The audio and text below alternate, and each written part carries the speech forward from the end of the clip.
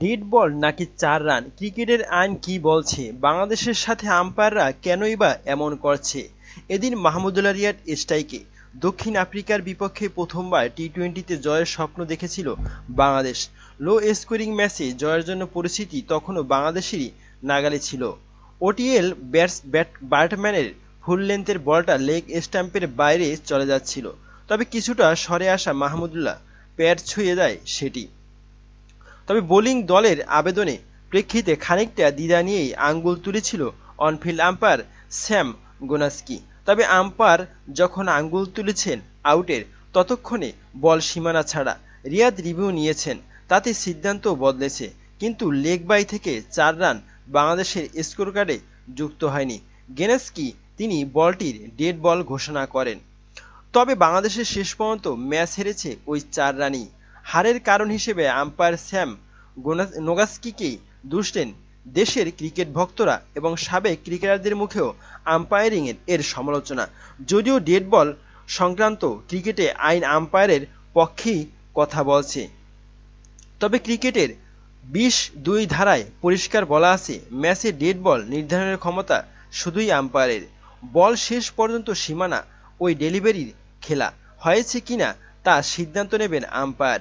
প্রাসঙ্গিক আরেকটি ধারায় ২০(১)(১) বলা হয়েছে, বল তখনই ডেড বল হবে যখন তা উইকেটরক্ষক কিংবা বোলারের হাতে জমা পড়বে।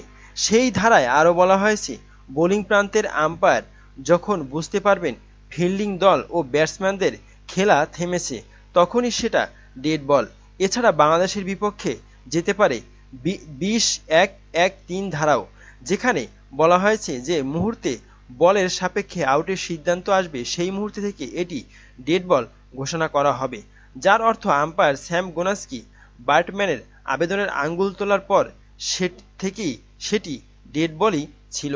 আর সেক্ষেত্রেই আসলে এখানে বলটিকে ডেড বল ঘোষণা করা হয় এবং বাংলাদেশ ৪ রান থেকে বঞ্চিত হয়। আসলে আম্পায়াররা কেনই বা এমন করে বাংলাদেশের সাথে? সব খেলা যখনই বাংলাদেশের পক্ষে থাকে তখনই আম্পায়াররা চলে যায় বাংলাদেশের বিপক্ষে। আমরা বাংলাদেশ মনে হয় ১২ জনের দলের বিপক্ষে খেলি সবসময়, কারণ আম্পায়াররা বাংলাদেশের বিরুদ্ধে যে কোনো সময় যে কোনো সিদ্ধান্ত নিতে পারে। সেটা পাকিস্তানের সাথেও হতে পারে এবং আফ্রিকার সাথে হতে পারে এবং অস্ট্রেলিয়ার সাথে হতে পারে কিংবা ভারতের সাথে হলেও অবাক হওয়ার কিছু থাকে না। প্রিয় দর্শক, এই ম্যাচে আম্পায়ারের এমন ব্যবহার এবং বারবার আঙ্গুল তোলাটা আপনি কেমন চোখে দেখছেন জানাতে পারেন কমেন্ট করে কমেন্ট বক্সে। এবং এই আম্পায়ারিং কি আসলেই বিশ্বকাপের মতো মঞ্চে বাজে আম্পায়ারিং নয়? এ বিষয়ে আপনার মতামত কি জানাতে পারেন কমেন্ট করে কমেন্ট বক্সে। ধন্যবাদ।